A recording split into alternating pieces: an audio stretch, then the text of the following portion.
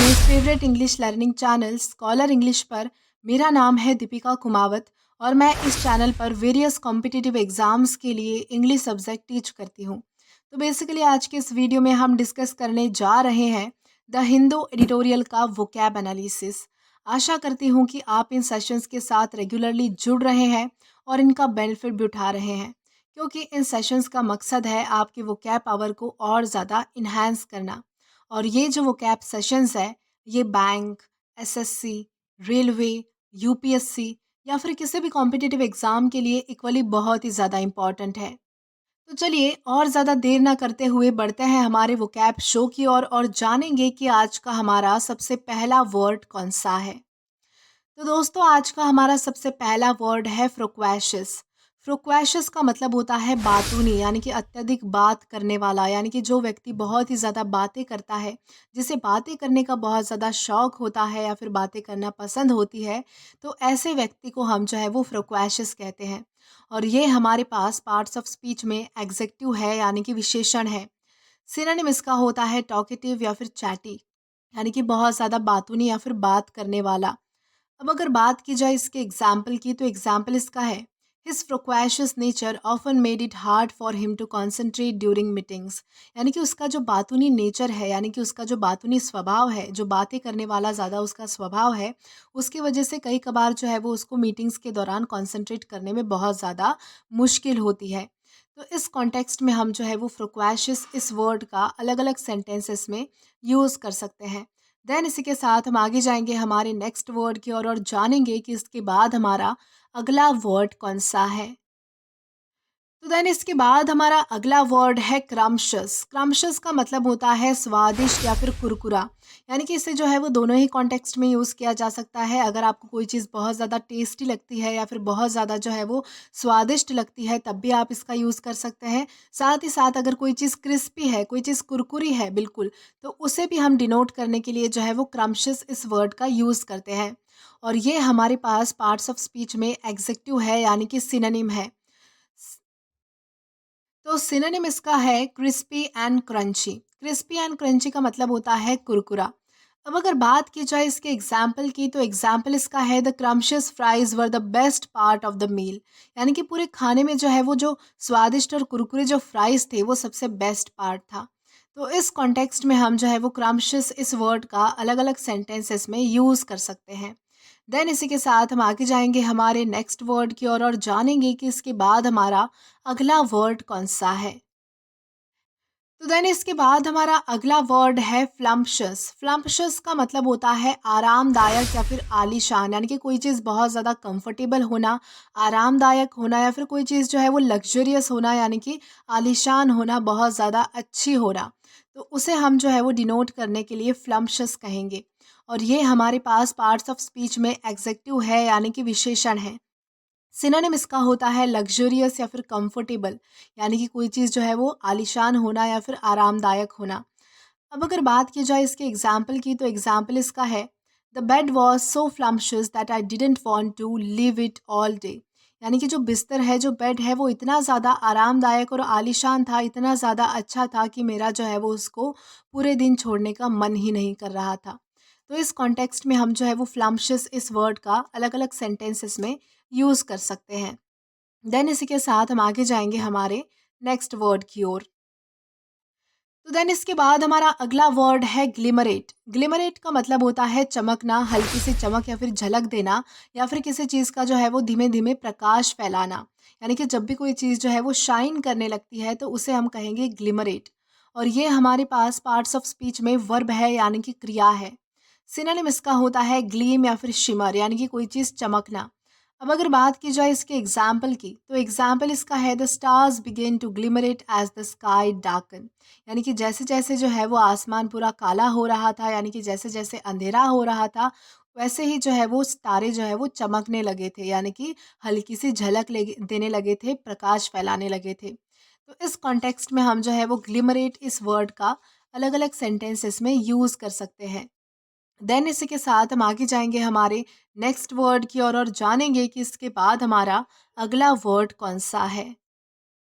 तो देन इसके बाद हमारा अगला वर्ड है मम्प्लिकेट। मम्प्लिकेट का मतलब होता है कठिन बनाना या फिर जटिल बनाना। यानी कि जब भी आप किसी चीज़ को जो है वो कुछ बातों से और भी ज़्यादा कॉम्प्लिकेटेड कर देते हो, कंफ्यूजिंग कर देते हो, तब हम जो है वो मम्प्लिकेट का यूज़ करते हैं। और ये हमारे पास पार्ट्स ऑफ स्पीच में वर्ब है यानी कि क्रिया है। सिनोनिम इसका होता है कॉम्प्लिकेट या फिर कंफ्यूज, यानी कि किसी चीज़ को जो है वो और भी ज़्यादा कठिन बना देना, जटिल बना देना, या फिर जो है वो और भी किसी चीज़ को जो है वो बहुत ज़्यादा कंफ्यूजिंग बना देना। अब अगर बात करें इसके एग्जाम्पल की, तो एग्जाम्पल इसका है stop mumplicating the issue with unnecessary details. यानी कि बेकार की बातों से जो है वो उस इशू को जो है वो और भी ज़्यादा बढ़ाओ मत, और भी ज़्यादा जो है वो कंफ्यूज मत करो। यानी कि बेकार की बातों से जो है वो उसे और ज़्यादा बढ़ावा मत दो। तो इस कॉन्टेक्स्ट में हम जो है वो मम्प्लिकेट इस वर्ड का अलग अलग सेंटेंसेस में यूज़ करते हैं। देन इसी के साथ हम आगे जाएंगे हमारे नेक्स्ट वर्ड की ओर और जानेंगे कि इसके बाद हमारा अगला वर्ड कौन सा है। तो देन इसके बाद हमारा अगला वर्ड है स्क्विंडल। स्क्विंडल का मतलब होता है चोरी करना, चुराना, चोरी से प्राप्त करना। यानी कि जब भी आप कोई चीज़ जो है वो चोरी करके जो है वो प्राप्त करते हो, हासिल करते हो, तो उसे हम कहेंगे स्क्विंडल।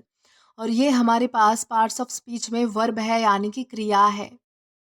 सिनोनिम इसका होता है स्नैच या फिर स्टील, यानी कि छीनना या फिर चोरी करना। अब अगर बात की जाए इसके एग्जाम्पल की, तो एग्जाम्पल इसका है he try to squindle the last piece of cake when no one was looking. यानी कि जब कोई भी देख नहीं रहा था, तो उसने क्या सोचा कि मैं जो है वो ये केक का लास्ट पीस जो है वो चुरा कर हासिल कर लेता हूँ। तो इस कॉन्टेक्स्ट में हम जो है वो स्क्विंडल इस वर्ड का अलग अलग सेंटेंसेस में यूज़ कर पाएंगे। देन इसी के साथ हम आगे चलेंगे हमारे नेक्स्ट वर्ड की ओर। तो देन इसके बाद हमारा अगला वर्ड है फ्रैक्चुलेट। फ्रैक्चुलेट का मतलब होता है टूटना या फिर तोड़ना। यानी कि जब भी कोई चीज़ टूट जाती है या फिर आप जानबूझकर किसी चीज़ को तोड़ते हो, तो उसे हम कहेंगे फ्रैक्चुलेट। और ये हमारे पास पार्ट्स ऑफ स्पीच में वर्ब है यानी कि क्रिया है। सिनोनिम इसका होता है ब्रेक या फिर शैटर। यानी कि कोई चीज़ जो है वो बिखर जाना या फिर टूट जाना। शैटर का मतलब होता है कोई चीज़ जो है वो टूट कर पूरी बिखर जाना। अब अगर बात की जाए इसके एग्जाम्पल की, तो एग्जाम्पल इसका है the strong wind cause the glass to fractulate. यानी कि तेज़ हवा की वजह से जो है वो कांच पूरा टूट गया। तो इस कॉन्टेक्स्ट में हम जो है वो फ्रैक्चुलेट इस वर्ड का अलग अलग सेंटेंसेस में यूज़ कर सकते हैं। देन इसी के साथ हम आगे जाएंगे हमारे नेक्स्ट वर्ड की ओर और जानेंगे कि इसके बाद हमारा अगला वर्ड कौन सा है। तो देन इसके बाद हमारा अगला वर्ड है ट्रेमुलेंस। ट्रेमुलेंस का मतलब होता है कांपना। यानी कि जब भी आप किसी चीज़ के लिए जो है वो डर से कांपते हो, या फिर आप में जो है वो कॉन्फिडेंस लो होता है इसीलिए कांपते हो, तो उसे हम कहेंगे ट्रेमुलेंस। और ये हमारे पास पार्ट्स ऑफ स्पीच में वर्ब है यानी कि क्रिया है। सिनोनिम इसका होता है शेकिंग या फिर ट्रेम्बलिंग, यानी कि कांपना। अब अगर बात की जाए इसके एग्जाम्पल की, तो एग्जाम्पल इसका है the tremulance in his voice reveal his fear during the presentation. यानी कि उसकी वॉइस में, यानी कि उसकी आवाज़ में जो है वो अलग ही एक यानी कि वो काँप रहा था बोलते-बोलते, जिससे ये पता चल रहा था कि उसमें जो है वो डर है, उसमें जो है वो थोड़ा बहुत डर है, जिसकी वजह से वो प्रेज़ेंटेशन के दौरान जो है वो बहुत ज़्यादा काँप रहा था। तो इस कॉन्टेक्स्ट में हम जो है वो ट्रेमुलेंस इस वर्ड का अलग-अलग सेंटेंसेस में यूज़ कर सकते हैं। देन इसी के साथ हम आगे जाएँगे हमारे नेक्स्ट वर्ड की ओर और जानेंगे कि इसके बाद हमारा अगला वर्ड कौन-सा है। तो देन इसके बाद हमारा अगला वर्ड है ट्विकेबल। ट्विकेबल का मतलब होता है बदलने योग्य, यानी कि जिसे बदला जा सकता है, ठीक किया जा सकता है, जिसमें कोई चेंजेस लाए जा सकते हैं। ऐसी चीज़ों को हम क्या कहेंगे? ऐसी चीज़ों को हम कहेंगे ट्विकेबल। और ये हमारे पास पार्ट्स ऑफ स्पीच में एग्जेक्टिव है यानी कि विशेषण है।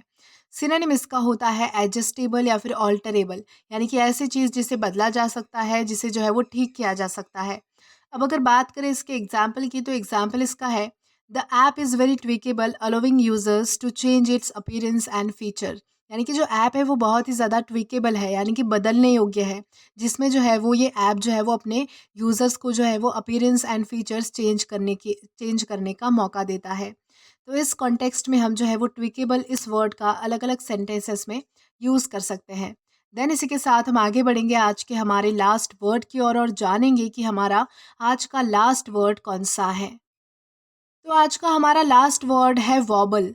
वॉबल का मतलब होता है गुनगुनाना या फिर धीरे से गाना। यानी कि जब भी आप कोई चीज़ जो है वो गुनगुनाते हो, कोई गाना गुनगुनाते हो या फिर धीरे से कोई सॉन्ग गाते हो, तो उसे कहा जाएगा वॉबल। और ये हमारे पास पार्ट्स ऑफ स्पीच में वर्ब है यानी कि क्रिया है। सिनोनिम इसका होता है हम या फिर ममर, यानी कि कोई चीज़ जो है वो गुनगुनाना या फिर गाना।